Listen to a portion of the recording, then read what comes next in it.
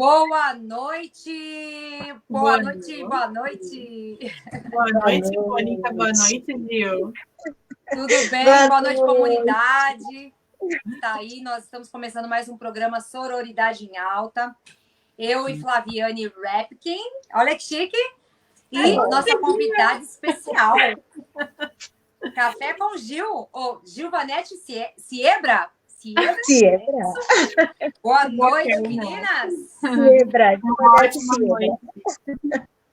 Boa noite, meninas. É um prazer muito grande estar com vocês. Boa noite, comunidade. Receba um abraço caloroso do Brasil. E agora não tenho café com Gil, mas tenho água com Gil. Ah, é verdade. Olha, eu não posso mostrar, senão... não tem o café, mas tem a água. É isso mesmo. A garrafa está aqui do lado. Muito bom ter você conosco, Gil. Vamos falar aí, Flávia. Fica à vontade. Hoje é a nossa última semana de setembro. Nós vínhamos trabalhando esse setembro amarelo com temas voltados à prevenção da depressão, ao reconhecimento dessa doença, quão séria ela é, tentando trazer dicas para todos vocês que nos acompanham, tentando conversar com mais diversos profissionais, né, a respeito da saúde física e mental nesse mês. E a gente continua na semana que vem somente um encerramento total com aquela meditação que a doutora Débora mencionou para a gente há 15 dias atrás, que ela gostaria de retornar para fazer, então deixamos agora para a próxima semana. E hoje a gente tem aqui essa mulher toda empoderada, toda especial, para falar conosco.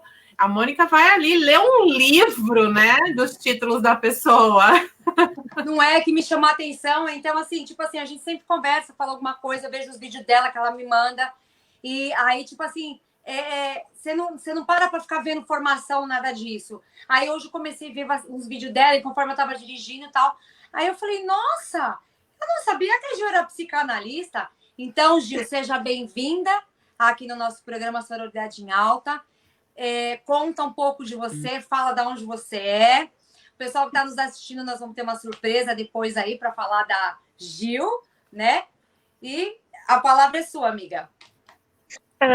Obrigada, boa noite. É um prazer muito grande estar com vocês aqui. Compartilhar um pouco da vida, né? Que é o nosso desafio neste mês, Setembro Amarelo. Estou aqui defendendo essa bandeira. E, acima de tudo, falar sobre vida. Eu sou brasileira, pernambucana, apaixonada pela vida, apaixonada por pessoas. A cada dia tenho procurado me especializar no que se diz respeito ao gênero humano. As suas crises, suas limitações, e também cada um dentro da sua capacidade. Eu sou também pedagoga. Aos 16 anos de idade, eu já estava em uma sala de aula. Então, hoje, aos 47 anos, eu já tenho, assim, um contato muito grande com pessoas, crianças, adolescentes, jovens, adultos, idosos, mulheres, em especial mulheres. Como nós estamos trabalhando o mês da valorização da vida, e falando sobre a depressão, as mulheres, infelizmente, elas são mais propensas à depressão por todo o histórico, por toda uma questão biológica, a questão emocional. Mas o que nós queremos trazer especial para vocês hoje é o resgate do motivo. O motivo faz toda a diferença. Então, como eu falei para vocês, desde os 16 anos eu já estava em contato e sempre fui uma observadora de pessoas. Sempre. Sempre gostei de observar o comportamento, os detalhes, sabe, meninas? O gênero humano é fascinante. Cada um tem sua... Tá dando Desculpa te incomodar, tá dando um retorno de eco para mim. Será algum telefone perto de vocês ou alguma coisa? Quando a Gil fala, vem um eco. Eu não sei se alguma de vocês tem alguma coisa. É o delay, né? Tá, vamos dar uma olhadinha aqui. Pronto. Só que eu não sei se todas as pessoas estão escutando dessa maneira, mas é só para avisar. Pronto, obrigada, querida, obrigada. Continua? Por favor. Li. Continua? Okay. Continua. O som agora tá nítido? Tá. O som agora tá bom? Sim. Tá bom agora? Pronto, ok. Então, voltando a falar sobre meu projeto de vida, essa paixão, esse desejo de cuidar de pessoas, não é? A busca, a leitura, a pesquisa, artigos feitos, observando sempre, meninas, resgatar a especificidade de cada um, a história de cada pessoa. E o meu objetivo de vida hoje, em toda a pesquisa, é realmente ter um posicionamento relevante no que diz respeito a observar cada um como ser único. Viu, Mônica? Cada um é único.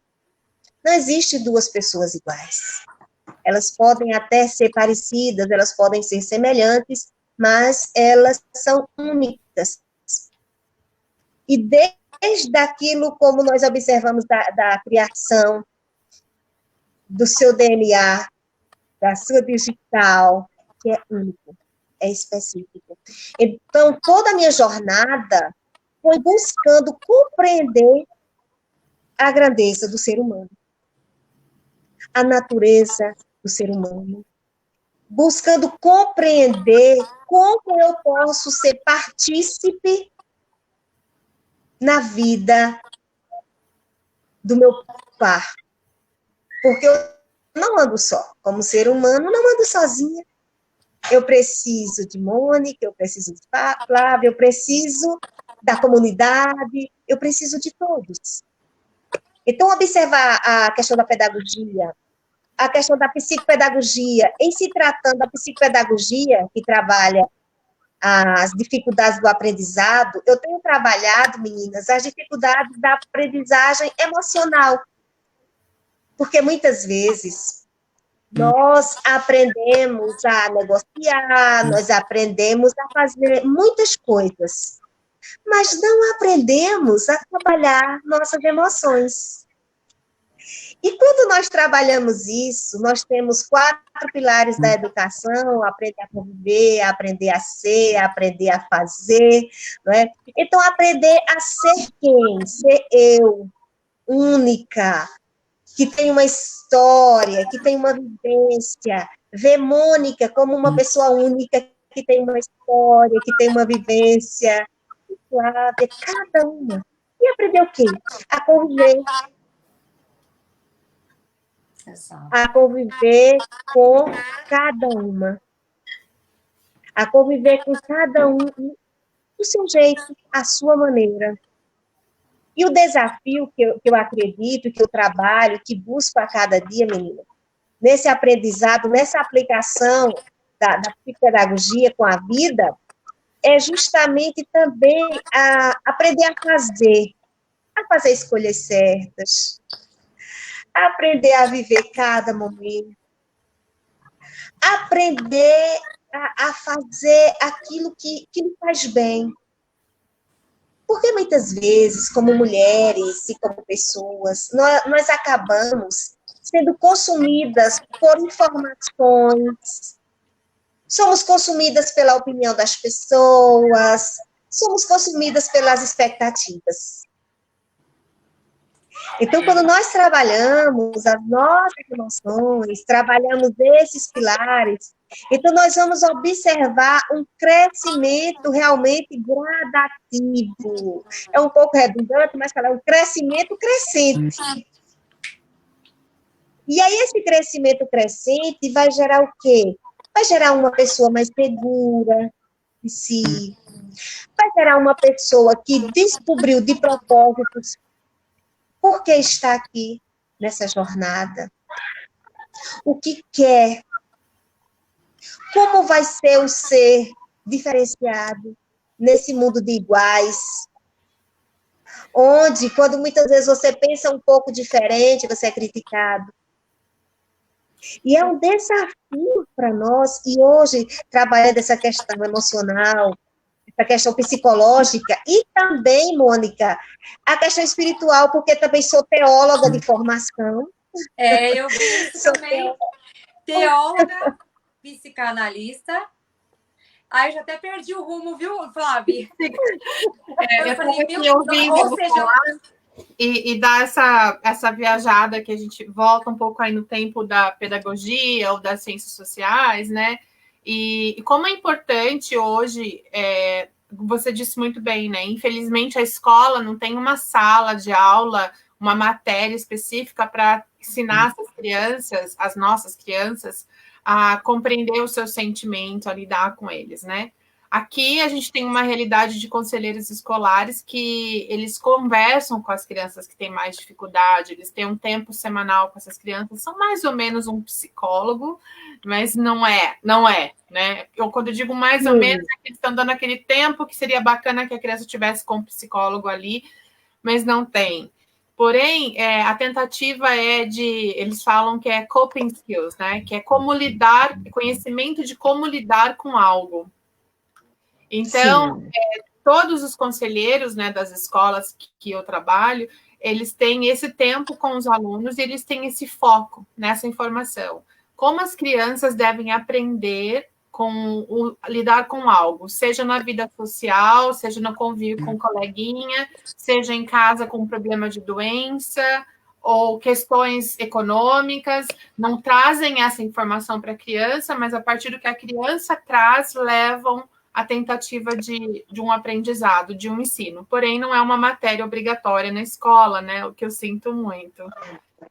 Duas coisas que fazem falta, na minha opinião. Essa matéria e ensinar as pessoas a lidar com finanças. Que acho que faria diferença na vida de muita gente, não é? E quando você fala sobre a teologia e sobre, pelo menos foi o que eu entendi, quando você traz essa busca de entender o ser humano, de respeitá-lo como ele é, de olhar essa essência, essa presença dessa fé, né, nesse estudo, que é a teologia, eu também sou teóloga. Eu não sabia disso, você sabe, Mônica? Que eu sou teóloga de formação? Não. Amiga, você não me contou isso, não. Pois é. Olha!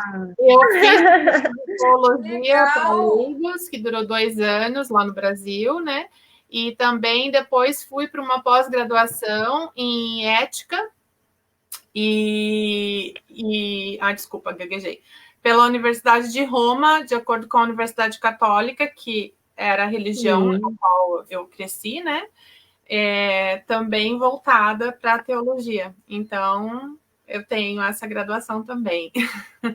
Mas que coisa boa. Mas eu consigo reconhecer nessa sua fala essa necessidade de se colocar mesmo no lugar do outro com compaixão e com o seu estudo também, agregando um pouco mais, conseguir trazer para esse outro esse alívio, esse cuidado. Isso é extremamente importante, né? Especialmente nos dias atuais. Exatamente. E uma das razões que nós sabemos disso, a depressão, a solidão, não é? É um gatilho para a depressão. Então, quando a solidão, a falta de compreensão, a falta de uma escuta empática, tudo isso, de uma escuta sem julgamento, né? Então, todos esses déficits produzem realmente um gatilho para a depressão. Então, como nós encontramos hoje à tarde, eu conversava com um garotinho de 10 anos. E esse garotinho estava falando acerca das dificuldades dele, das lembranças com o pai. E aí nós fomos desenvolvendo aquela fala, aquela conversa. E após a conversa, eu fiquei analisando, já pensando como será aquele menino adulto acerca, se não trabalhar completamente as experiências da primeira infância. E como é importante realmente a educação ter essa preocupação, ter essa visão, esse olhar sensível, porque nós também hoje temos crianças depressivas. Recentemente, aqui próximo a nós, uma criança de 9 anos se suicidou. Então, possivelmente, essa criança não encontrou alguém de confiança. O que eu compreendo e a leitura que eu faço nesse momento histórico-social é que faltam ícones, pessoas que realmente inspiram confiança, pessoas que promovem esse sentimento de segurança, de amor, de estabilidade emocional. Então, nós precisamos urgentemente ver em nós pessoas que promovem isso, aceitação, confiança, credibilidade no que fala. Eu vejo isso também, não só para as crianças, é lógico que eu também creio que a gente tem que tratar esse menino para que ele venha para esse mundo, para um mundo bom, e ser um bom menino para esse mundo também, né? Uma boa criança. Mas eu penso que para o desejo que nós temos de um mundo melhor, de uma sociedade melhor, nós também temos que nos colocar no lugar do outro para se tornar o ser humano que a gente quer ter por perto, né? Sim. Um ser humano que tenha compaixão. Eu não preciso carregar todos os problemas do outro. Eu não preciso tentar resolver o problema de todo mundo, mas eu posso ter compaixão, ter empatia por que aquela pessoa está vivendo. E isso vai fazer com que eu atraia essa boa convivência, essa boa energia no meu dia a dia. É tão bom quando alguém olha para você e fala assim: então você, fulana? Ai, nossa, fulana falou tão bem de você. E não é gostoso, porque você fez a diferença na vida de alguém em um determinado momento, né? E o mundo está precisando muito de pessoas que se comprometam e tentam. É fundamental. Por isso assim, que eu senti, sabe, essa vocação, não só espiritual, mas uma vocação social, uma vocação emocional. Se eu quero um mundo melhor, o que é que eu, Givanete Siebra, posso fazer? Quanto do meu tempo eu posso investir? Deus me deu a oportunidade de desfrutar de conhecimentos que muitas pessoas não têm a mesma oportunidade, por várias razões. Então, o que é que eu posso fazer? Às vezes ouvir, às vezes ser ponte, às vezes com um olhar gracioso, com um sorriso, libertar alguém da amargura, da dor, da aflição, da falta de perdão. Quantas pessoas que nós conhecemos hoje que estão assim amarguradas, presas ao passado, porque não conseguem alguém que possa ser ponte, que possa facilitar essa liberdade emocional, essa liberdade, porque nós observamos hoje, até nos meios, né, nas questões das postagens das pessoas amarguradas, no dia a dia, a gente não precisa ir longe para ver isso. Então, o que é que eu, Gilberto, profissional, cidadã, mãe, esposa, posso fazer? Qual a minha participação? Então, é uma palavra também de conscientização, porque o desafio da vida é diário. O desafio de ter uma mente equilibrada é diário. O desafio da autoaceitação é diário. O desafio de trabalhar as experiências do passado, fazendo uma reprogramação mental, é diário. Porque cada um de nós somos um somatório da sociedade, da família, nós somos um somatório das críticas. E é bem verdade que existem algumas pessoas que têm uma força interna maior e conseguem trabalhar isso. Mas há outras pessoas que não conseguem. Verdade. E essas pessoas precisam de alguém que dê a mão. Então, onde há a necessidade, surge a necessidade de um pensamento diferenciado, um pensamento simplesmente de querer se colocar no outro. Paul Tournier trabalha justamente essa ideia de um aconselhamento empático, de uma conversa empática, é uma conversação livre de julgamento. Eu acredito firmemente que em nossos dias nós precisamos dessa paz, dessa harmonia, dessa serenidade, de pessoas que realmente promovam isso, sem o desejo de querer sobrepor o outro.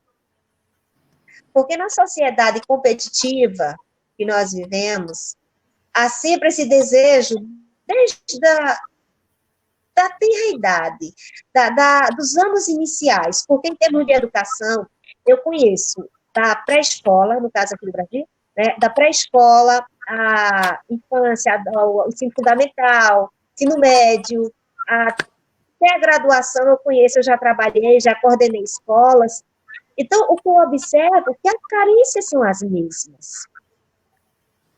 Esse ser que é formado para competir gasta tanta energia com a competitividade que vai perdendo a essência. Quantas crianças eu tenho visto que se tornaram adultas e que são adultos hoje, que porque foram estimulados pelos pais a serem melhores, a passarem, a terem os melhores empregos, os melhores cargos, os melhores carros, essas pessoas se perderam no caminho. Elas não se reconhecem mais. A preocupação que a gente tem com a frustração, né? Porque as crianças não são educadas para lidar com a frustração, na sua grande maioria, talvez, eu não vou dizer que é um número, mas o que nós temos visto em tantos números de crianças tirando a própria vida, adolescentes, infelizmente os Estados Unidos tem um número grandioso nisso, não gostaria nunca que fosse verdade, é porque um fim de um relacionamento para um adolescente, um namorinho que para ele é a primeira grande paixão, é causa de destruir a própria vida, porque não sabe lidar com aquela dor, com aquela frustração. Então, com a rejeição. Isso realmente é algo que deveria nos intimidar muito, que deveria não intimidar no sentido de não ter um movimento. Chamar mais atenção, focar mais nisso. Exatamente. Deveria assim, nos cutucar mesmo e dizer, viu, o que vocês estão fazendo com as pessoas ao seu redor? Como é que vocês estão educando essas crianças, esses pré-adolescentes? Como que eles estão lidando com esses sentimentos? De reconhecer as diferenças entre uma família e outra, diferença social, econômica, né?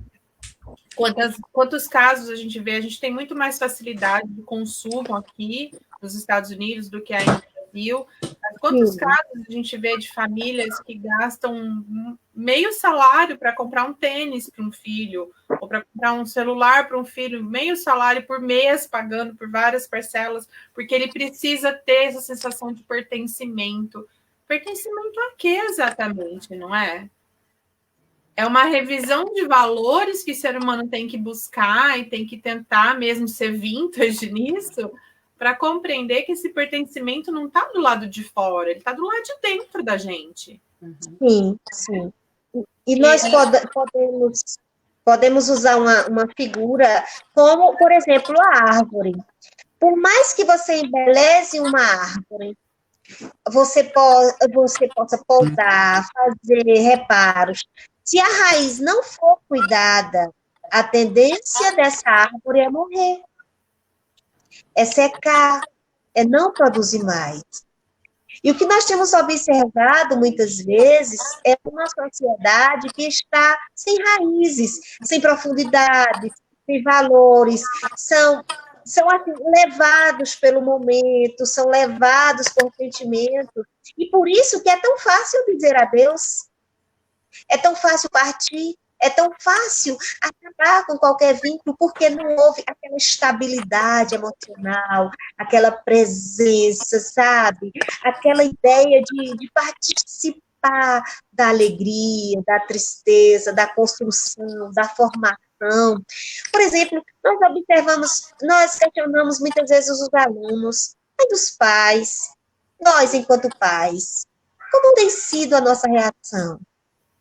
Essa questão que eu queria abordar, porque o jovem, né? Nós estamos falando do jovem e do jovem, mas quem educa os jovens? São os pais ou alguns pais jogam a responsabilidade para a escola, né? Então, a educação, ela vem do berço, ela vem dentro de casa, dos valores, né? Nós temos de família. Então, tudo é um processo que começa dentro de casa. E às vezes eu vejo que existe uma inversão. Ah, vai para a escola e acha que a escola tem obrigação de muita coisa, e não é assim. Eu estou errada, vocês podem me corrigir. Não. Eu não posso nem falar que eu posso ser linchada lá fora.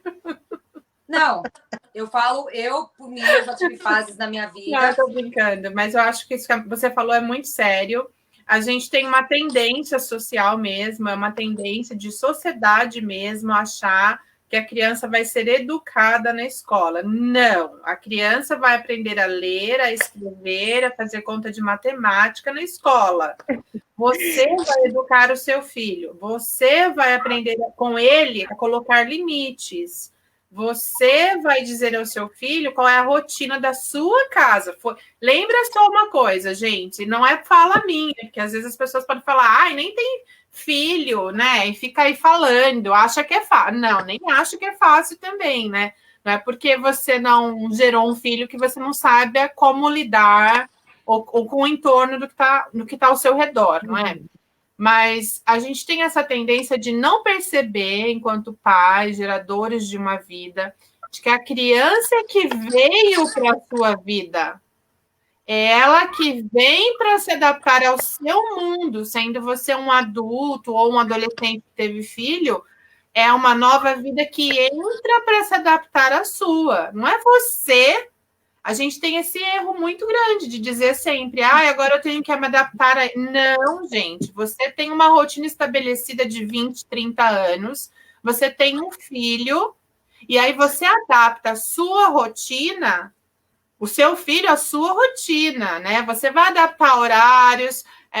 Eu vejo as pessoas, às vezes, eu posso ouvir muitas críticas a respeito disso, estou aberta a isso também, mas eu vejo muitas amigas minhas daqui que têm filho dizendo que estão sofrendo para adaptar a rotina do sono da criança. E eu sempre questiono isso com elas, porque eu digo assim, se você vai colocar a rotina do sono para 6 da tarde, mas na sua vida, às 6 da tarde ninguém dorme, a sua família te visita, você sai para comer fora, você vai querer levar seu filho, tem alguma coisa aí que não está balanceando. Então, isso que a Mônica traz é verdadeiro. As pessoas precisam repensar isso enquanto cuidadores, enquanto geradores. A família é o primeiro ciclo social dessa criança. A escola é o segundo, sim, e é onde ela aprende muitas, muitas coisas, né? Mas e a família? E esse pai, essa mãe? E esse compromisso? Porque às vezes as pessoas acham, né? Na semana passada, falando com a Marina, outra psicóloga que participou conosco, as famílias acham, muitas vezes, que elas estão trabalhando o dia todo, chegando em casa às 7, 8 horas da noite, e que elas estão cansadas. E que durante o dia que esse filho fez as escolas online, as salas online, não teve contato com os pais, talvez um oi, alguma coisa no WhatsApp, uma mensagem, mas ela não tem um tempo de qualidade com essa criança à noite. E eles acham que precisa ter 3, 4 horas. Não, gente, um tempo de qualidade pode ser 20 minutos. E desses 20 minutos, você tirar um grande ponto para a educação, né? Quando nós observamos uma visão sociológica de Durkheim, ele falava o seguinte, que a família é a célula máter da sociedade. E a criança, ela vai chegar em uma sociedade estabelecida e vai estar se adaptando. Então, como aquela sociedade está estabelecida, deve ter maturidade, ser autorresponsável pela educação da criança. A escola sistematiza conhecimento. A educação é da sociedade primeira, que é a família. Eu não posso esperar que a escola, enquanto instituição de ensino, passe valores para os meus filhos. Quem deve fazer isso sou eu. E que eu devo administrar o meu tempo de maneira que eu possa passar os meus valores para os meus filhos. Tem algo que Eu eu não também, posso terceirizar. algo que eu ouço muito também com relação aos pais mas eu não sei o que fazer, porque ele não faz o que eu estou mandando ele fazer, ou ele não. Eu saio de casa, ele já tem 12 anos, ele deveria estar no computador fazendo as aulas. E eu sempre me pergunto assim, o pai, na minha opinião, tá? Eu quero que você me deixe saber se eu tenho uma opinião errada ou não, e eu te agradeço. Mas, na minha opinião, a gente também tende a esquecer que uma criança também tem personalidade. Ele é um humano único, como você disse no início dessa conversa, com qualidades únicas, com defeitos únicos, e que, segundo a psicologia, e você também deve saber disso pela psicopedagogia, até os 7 anos de idade, os pais têm o maior período de tempo para estabelecer e ajustar a personalidade de uma criança. Porque é baseado no seu exemplo e na sua ação, principalmente, não só na sua fala, que você vai conseguir modificar algo ou direcionar algo, mas ele tem a personalidade dele. Então, às vezes, ele reproduz. Eu sinto muito por essas famílias que, às vezes, já se sentem tão perdidas com um adolescente ou com um pré-adolescente, porque eles não podem perder esse vínculo, ainda mais nesse momento, né? Olha, quando nós temos uma visão da psicanálise, que a personalidade realmente ela vai sendo construída. É como um edifício. Precisa de uma base sólida, precisa de tudo definido, precisa de um projeto. Então, uma família que vai receber uma criança, supostamente, deve ter uma base sólida emocional, uma base sólida financeira, uma base sólida espiritual, um grau de instrução para que eduque essa criança, produza autonomia. Quando chegar entre os 6 e 7 anos, está com a personalidade formada. No período da puberdade, entrando na adolescência, essa criança ela vai potencializar o que aprendeu no seu período de formação. Então, fica extremamente difícil trabalhar a ideia, uma mudança repentina na mente de um adolescente, porque essa ideia vai sendo trabalhada como edifício. E nós podemos observar dentro da psicanálise também os papéis daquelas pessoas, do pai, da mãe, as pessoas que estão ali gerenciando aquela sociedade, aquela família. Esses papéis serão fundamentais para a formação daquela pessoa que está se formando ali. Porque se eu sou uma pessoa descontrolada como mãe, a grande probabilidade é que os meus filhos também serão pessoas descontroladas, pessoas que não terão equilíbrio financeiro, que não terão equilíbrio emocional, e que não conseguirão trabalhar com muitas dificuldades ou intempéries que a vida apresenta. E muitos pais estão perdidos hoje porque não tiveram a base. Entendem? Então, não tiveram a base. Olha só, aí que a gente quer chegar. Por que a gente está falando tanto da depressão infantil, que foi o tema da semana passada, né? Que a Marina falou junto com a Flávia. Porque, assim, hoje a gente está no Setembro Amarelo, falando da depressão, estamos falando do suicídio, mas tudo isso tem um começo. Onde começa? O começo dentro de casa, a base da família e da forma que a gente cria os filhos da gente. Quem é o cidadão? Porque não é só ter o filho, era o cidadão na sociedade. Como construir o caráter, né, do cidadão na sociedade, como apresentar a espiritualidade para o cidadão na sociedade. Enfim, são vários fatores que influenciam. Porque chega num determinado momento da vida, ou aí, tá com depressão, porque realmente a gente sabe que isso existe, é uma doença, mas qual é a causa? Aí, se você for buscar na raiz, aí tem vários fatores de infância. Então, por que a gente tem abordado muito nessa parte do infantil? Porque a causa começa ali, começa na raiz e na base da família. É isso, Gil? São esses traumas também que essa criança leva adiante de uma maneira não trabalhada, que poderiam reproduzindo, né? Poderiam ser situações pouco relativas, assim, relacionadas ao futuro, se tivessem sido cuidadas e trabalhadas de uma maneira mais apropriada, se tivesse sido reconhecido de uma maneira mais apropriada. Nós temos tantos traumas, né? Todos nós temos eles, seja por mudanças, o que quer que seja, nós temos vários, mas essa base mesmo, ela é o próprio nome, né? É o alicerce, é fundamental, e a gente vê tantas falhas. A Antônia fez um comentário ali, ó, minha mãe sempre fala, casa de pai é a melhor escola para os filhos.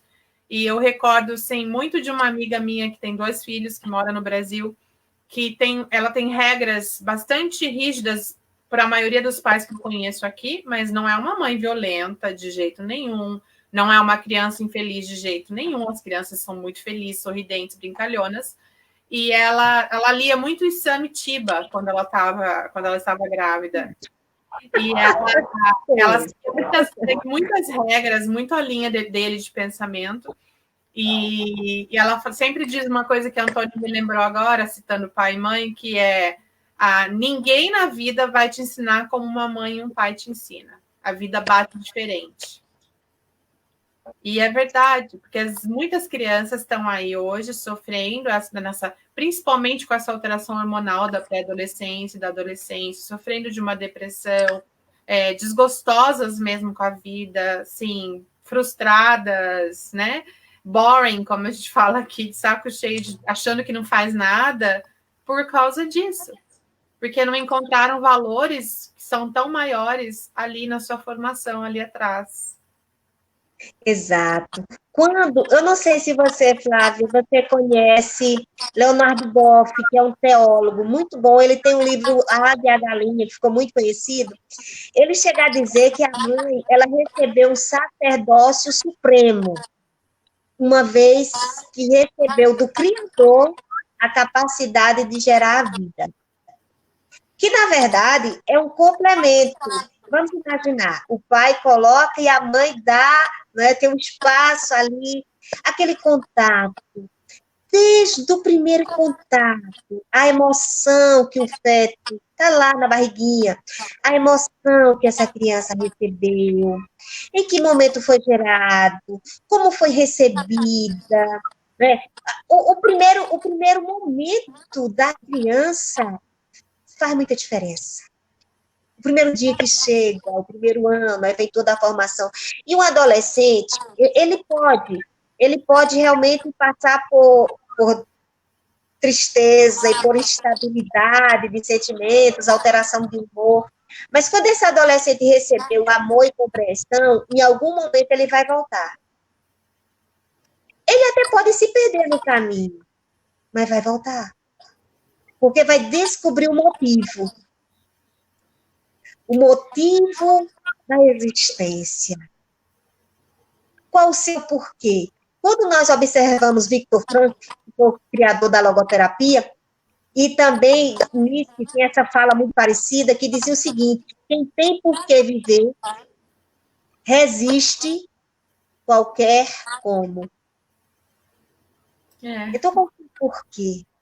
Qual o seu motivo? Então, quando alguém sabe que é amado, por exemplo, eu e vocês, meninas, qual a importância do amor na vida? Gente, o amor é tudo. É a base. Então, quando você sabe que existe um amor, pode até andar por alguns caminhos, pode se perder, mas vai voltar, vai encontrar o caminho de volta. E por isso que eu acredito, de fato, nessa vocação social, emocional, de ser ponte para muitos meninos e meninas, de moças e rapazes que hoje estão perdidos porque não tiveram essa estabilidade emocional, não tiveram amor. Então, pais que estão perdidos hoje foram sobrevivendo, foram gastando mais energia do que poderia. Aí entraram em um relacionamento, e agora? O que é que eu vou fazer? Tenho filho, o que é que eu vou fazer? Então, a questão, eu penso, na minha simplória forma de pensar, que a razão está aqui, ó, e Olha. quando você volta, faz esse retrocesso, você vai se encontrar, e você vai encontrar o momento que houve essa quebra de encanto. E quando você encontra isso, você vai recomeçar a partir desse momento. Então, tem pessoas hoje que reproduzem um comportamento violento porque viram isso na infância. Pessoas que não amam porque não sabem como amar. Pessoas que não perdoam porque não sabem o que é perdoar. Eu compreendo que há uma chance. Eu vou morrer acreditando que há a chance de começar, de recomeçar, de ver onde foi que aconteceu esse déficit, onde aconteceu, quando, como, por quê. E quando você encontra essas respostas, você encontra o seu caminho de volta para você mesmo. Talvez seja um caminho lento, doloroso, mas necessário.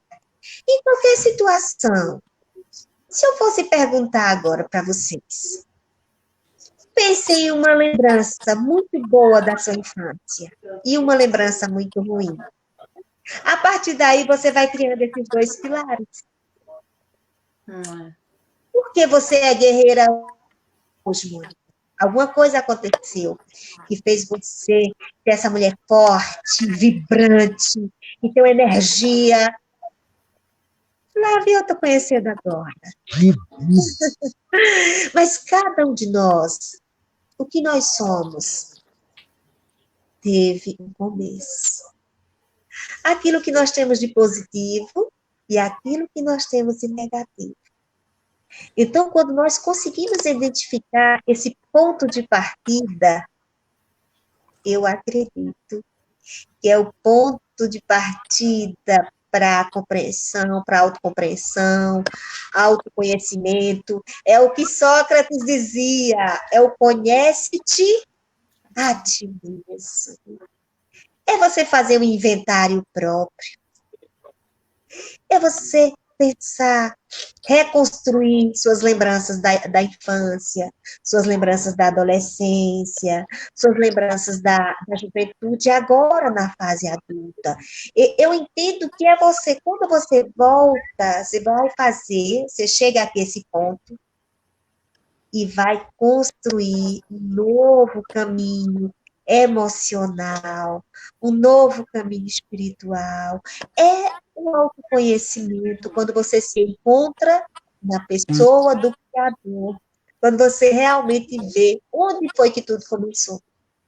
É assim que eu acredito. Mônica, tão caladinha nesse programa.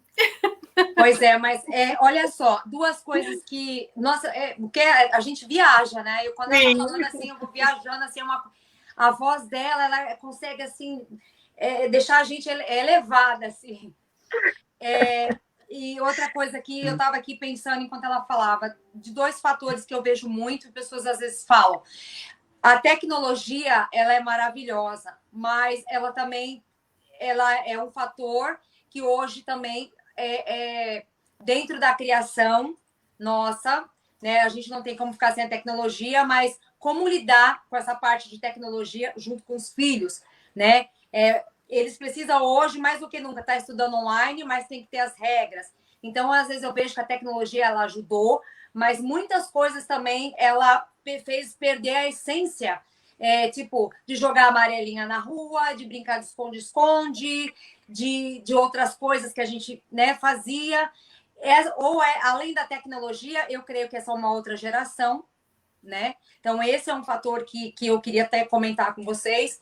E outro também que a gente vê que muitas pessoas hoje casou, tá? Às vezes segundo, terceiro casamento, ou não casaram, e às vezes mora com a pessoa, e aí a pessoa não aceita os filhos, e aí tem aquela confusão toda. Então, muitas famílias hoje mudou assim, não. Como que a gente fala? É um novo tempo, não é verdade? É uma configuração no passado, familiar. a minha avó ficava casada até a vida inteira. A minha mãe também ficou. Eu já não penso igual, meu filho não vai pensar igual, mas não porque eu não ensinei. A minha mãe me ensinou com a vida, a família, tudo, mas a gente por si só faz as escolhas e segue o rumo. Então, eu vejo também, além desse fator da tecnologia, eu vejo essa troca de famílias, onde cada um traz os seus costumes e nem sempre consegue viver naquela harmonia. E a gente vê muita confusão. O que você fala para nós aí, Gil? Desses dois fatores, como que você vê? Você que está lidando direto com esses tipos psicológicos, pai, mãe, criança. Ok. Uma das coisas que parece que nós esquecemos em meio a toda essa situação que nós estamos vivendo agora, meninas, se chama limite. Parece que há em nós uma espécie de medo de dizer não ao nosso filho. De dizer não à pessoa que está do nosso lado. Porque dizer não significa que deixou de amar. Pelo contrário.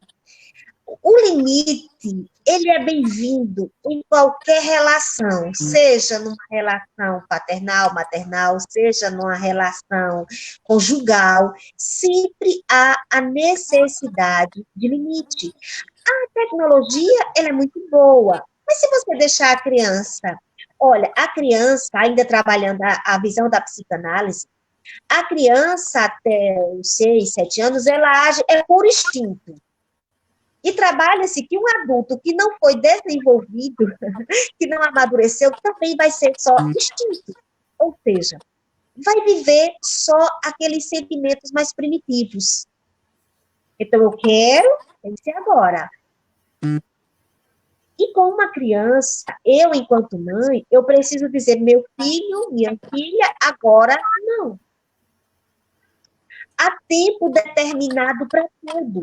Porque se eu crio uma criança sem limites, ela terá problemas no casamento, na profissão, na sociedade de modo geral. Porque a sociedade não tolera pessoas que são desregradas, pessoas que não têm limites, pessoas que não se controlam.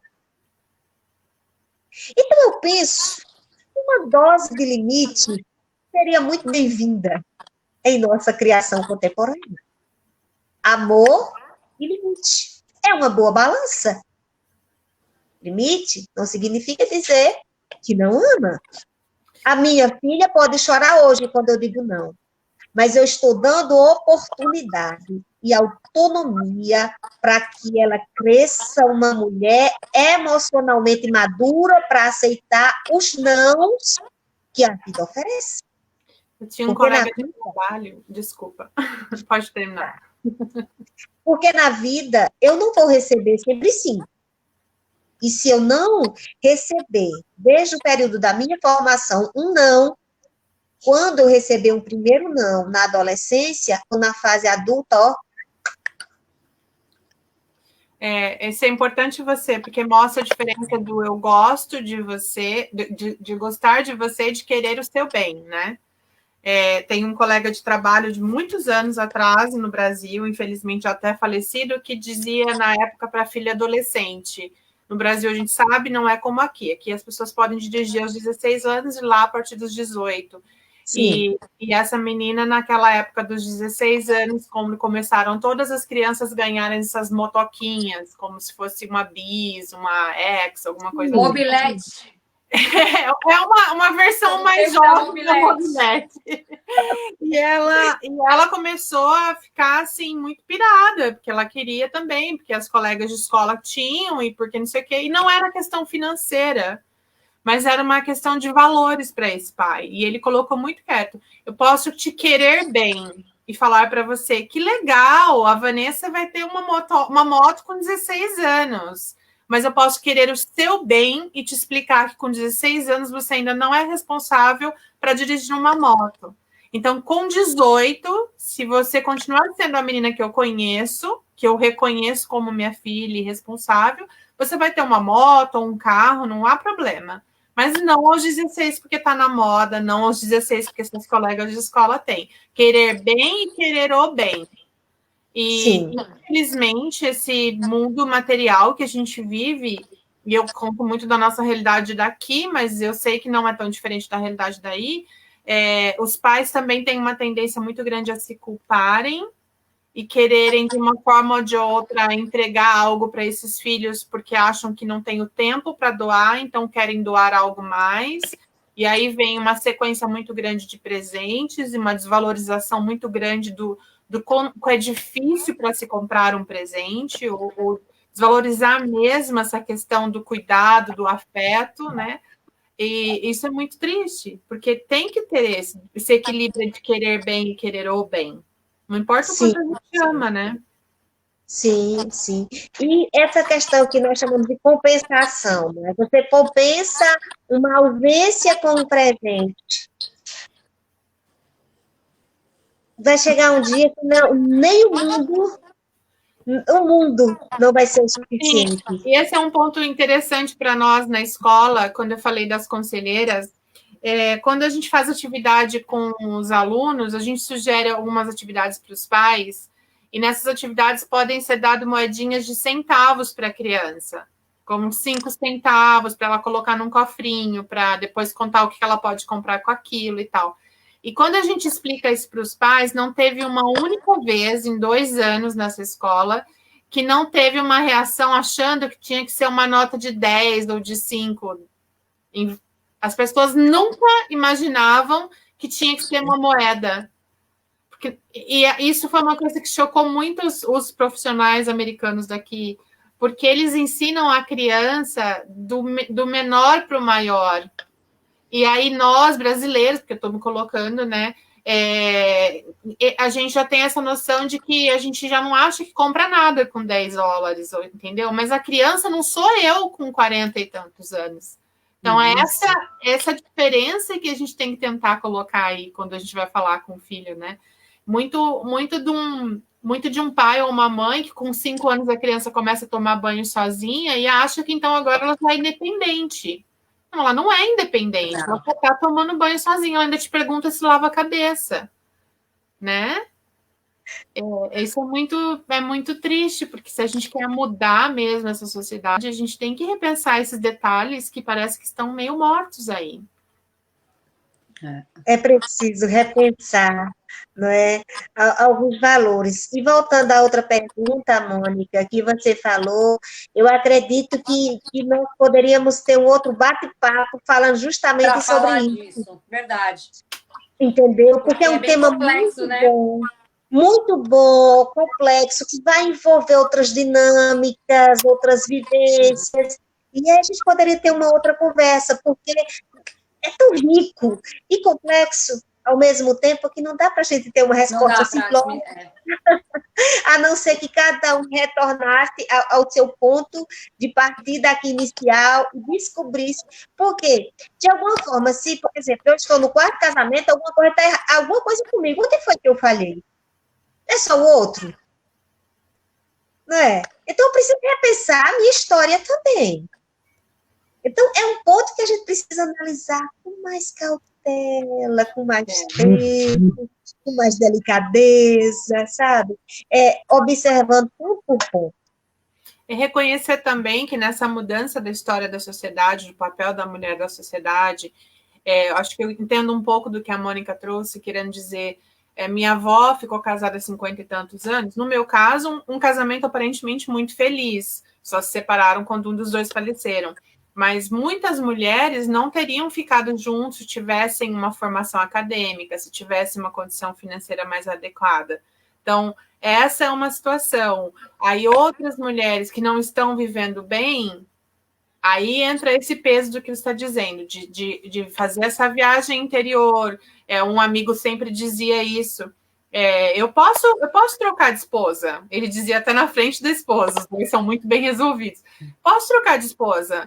Mas, gente, eu tenho tantos defeitos e ela tem tantos defeitos, e só de pensar que eu vou ter que aprender a lidar com o defeito de outra pessoa, e que a outra pessoa pode pensar que os meus defeitos não dá para lidar, é melhor eu continuar casado com a Tata. Então, assim, já estavam eles lá há mais de 30 anos casados, mas muito felizes. Porém, lidando com a diferença de cada um, né? Então, quando isso não é algo pesado, vale a pena esse investimento, né?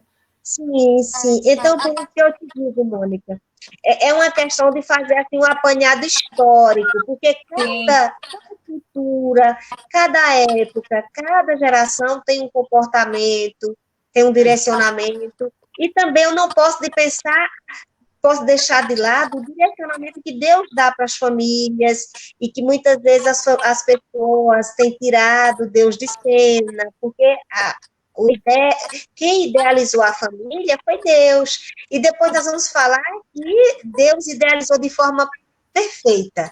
E muitas vezes tem sido distorcida, não é? Essa ideia. E a gente pode deixar esse bate-papo para uma outra hora, porque é um papo muito certeza. bom. Com e certeza. A gente pode dar um pouco mais clareza. Uhum. Pessoal que está nos assistindo aí, hoje a gente está encerrando aí o mês de setembro, e foi bem interessante, né, Flávio? Porque a gente falou realmente da família, da formação do cidadão, do adolescente, da mãe, do pai, dos valores, né, que faz chegar nesse momento por tantas causas, que gera a depressão, que vem o suicídio. Então, assim, o que eu vejo, a conclusão é uma só. Olha para dentro de casa, olha para dentro dos filhos, olha para dentro de você, mulher, olha para dentro de você, pai, homem, marido, esposa. A gente tem que se voltar, que é o que ela, né, a Gil falou, e se fazer como se fosse um inventário pessoal nosso, e ver aonde que não está bom, o que está bom, porque isso reflete nos nossos filhos. Queira ou não, cedo ou mais tarde vai refletir se algo não foi bem resolvido dentro de casa. E aí o que eu vejo, que muitas adolescentes, jovens, reproduzem algumas histórias vividas dentro de casa. Aí tem as consequências que vai para a direita, vai para a esquerda, outros vai fazer outra coisa, a mãe não olha, e quando vê, está em depressão e outras coisas mais. Então, eu creio que realmente é uma história, e nós temos que voltar para dentro de nós e analisar, né? Porque também nós nos sentimos, às vezes, meio deprimida, embora a mulher tenha os fatores hormonal, mas eu tenho muitas amigas que hoje estão em depressão, que já estiveram, como a Flávia já esteve. Então, a causa disso tudo tem uma história.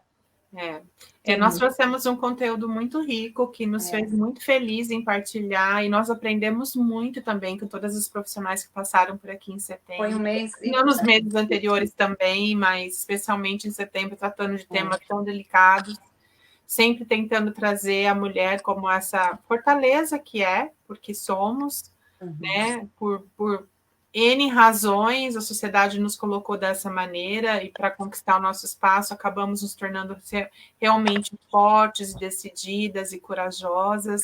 E o mais gostoso disso tudo, eu falo por mim, pela Mônica, posso falar por você também, eu creio, que é que quando decidimos isso, nós não decidimos tirar o lugar de ninguém, nenhum homem, nem outra mulher. Somente mostrar que a gente está aqui, que a gente tem essa capacidade, não é? E eu acho que também que foi muito importante nessa sequência de bate-papo foi relembrar para nós mesmas essa questão hormonal, né? Relembrar para nós mesmas os exercícios gratuitos e simples que podemos fazer para aumentar os nossos hormônios aí da felicidade, né? Manter nosso pensamento com muita gratidão, tentar na hora do desespero, na hora da raiva, fechar ali os olhinhos e imaginar aquela cena gostosa, grandiosa, trazer uma memória. Nessa última semana, alguém me disse algo novo para mim, que é manter uma foto sua na sua mesa de trabalho com uma foto sua de criança. E cada vez que você tiver uma dificuldade muito grande, ou que você ou cometer um erro, de repente, que você possa olhar para essa fotografia dessa criança e perdoar você pela sua falha, assim como você perdoa ela. Perdoaria aquela criança.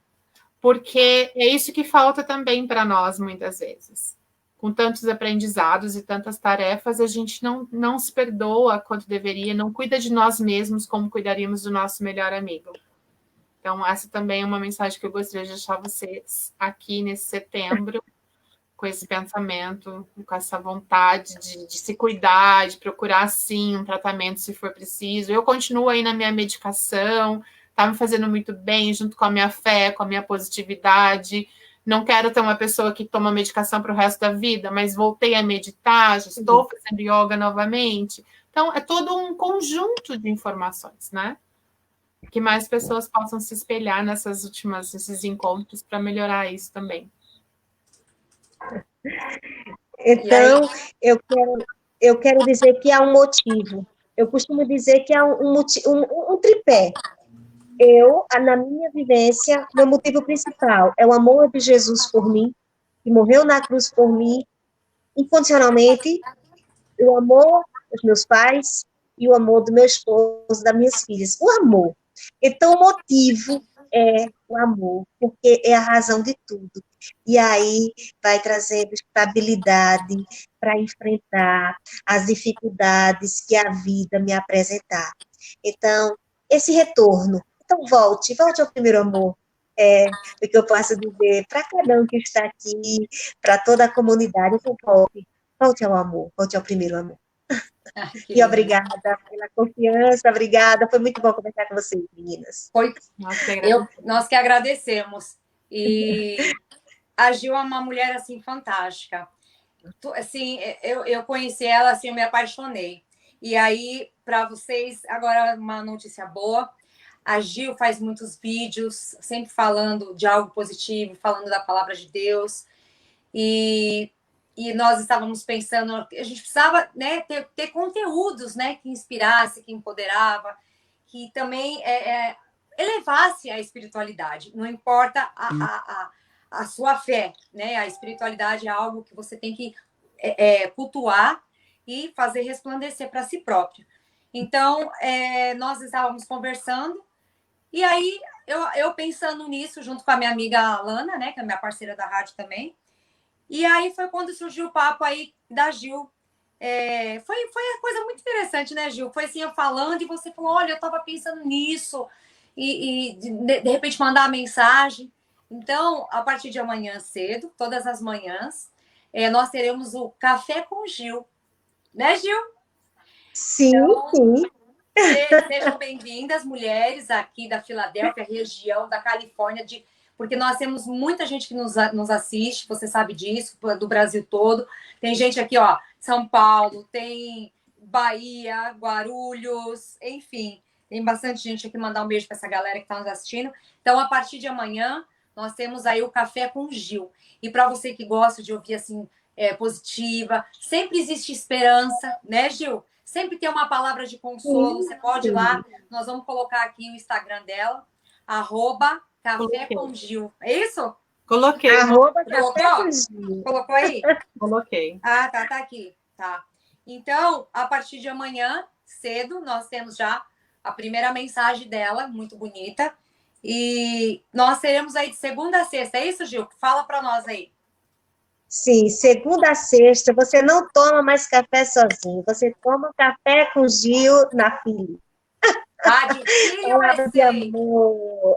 Philly USA, juntos, tomando café. Ó, café com vida, esperança, alegria, autoestima, tudo de bom. Que legal. Gil, Deus abençoe grandemente por você ter aceito esse convite. Foi muito bom. E você fez assim aquele, não é nem resumo, né, Flávio, de se falar. Ela fechou com a chave de ouro. Nós estamos encerrando hoje com chave de ouro e com uma sabedoria de uma mulher maravilhosa. Muito obrigada. Obrigada. Tá? Flávio, a sua sala tá um charme, né? Imagina teu jardim. Ah, amiga, deixa eu te mostrar uma coisa. Pode mostrar? Pode. Ela tem um jardim muito lindo, viu, Gil? Eu não sei nem o lado que vira a câmera, né? Mas olha que delícia. Uau! Você já está preparada para o inverno, hein, amiga? Você vê, acabou o verão e eu praticamente não consegui nem ir no jardim dela. Tem que ver, Gil. Eu vi ela construindo tijolinho por tijolinho. Literalmente. Parabéns. Gil, vamos parabéns. O convite está aberto ainda. Gil, Ah, quando você vem passear aqui, Gil? Quando Deus determinar que é o tempo, irei. Então, tá bom. As portas estão abertas, viu, Gil? Obrigada, obrigada. É isso aí, Em Flávia. Beijo.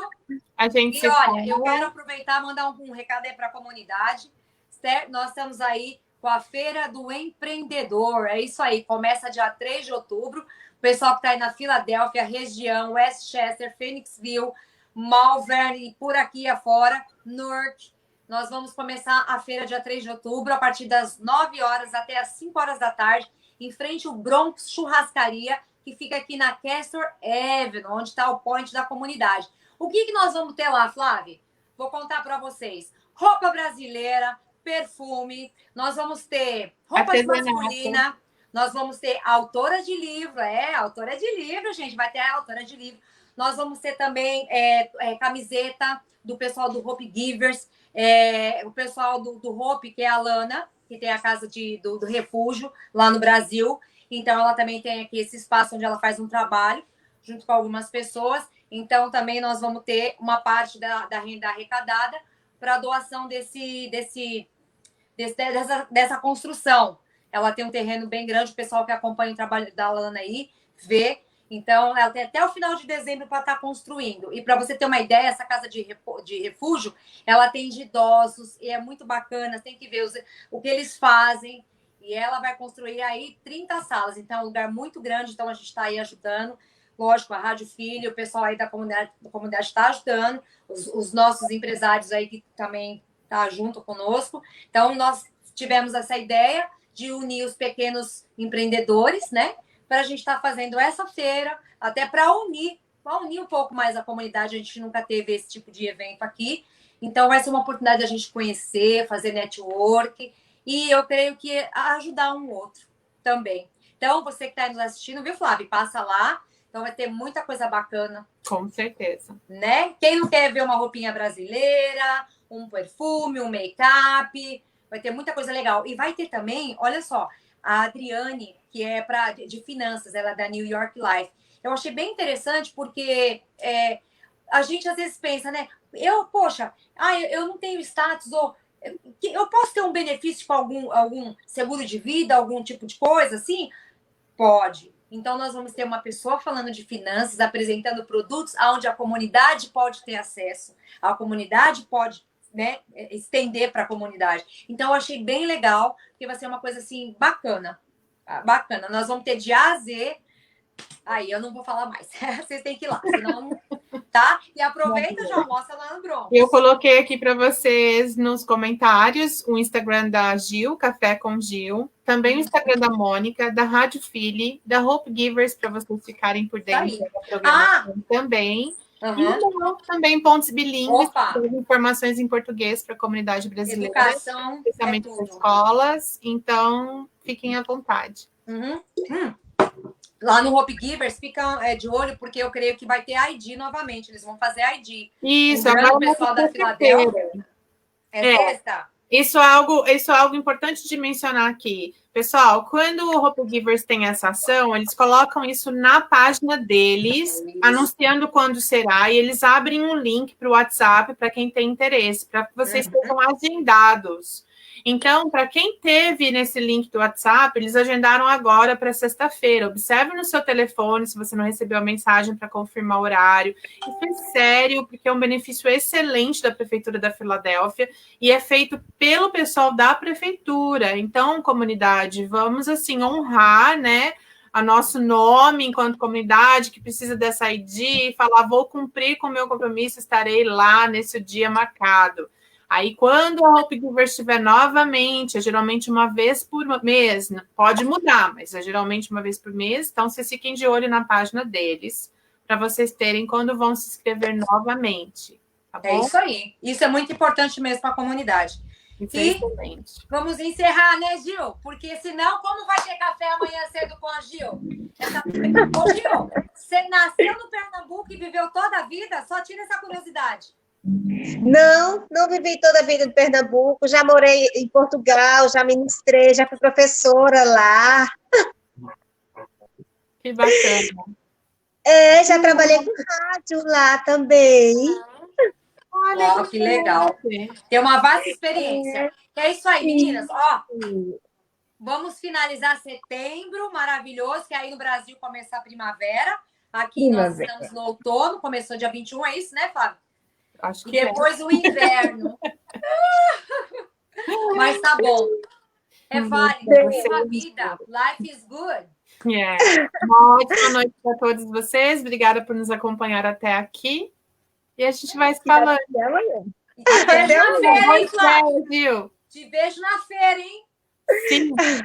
E amanhã, de manhã, horário aqui dos Estados Unidos, 8 horas da manhã, café com Gil. No Brasil é 7, mas aqui vai ser 8. Ok. Certo? Beijo. Até mais. Boa noite. Valeu, Beijo, comunidade. Tchau. Tchau.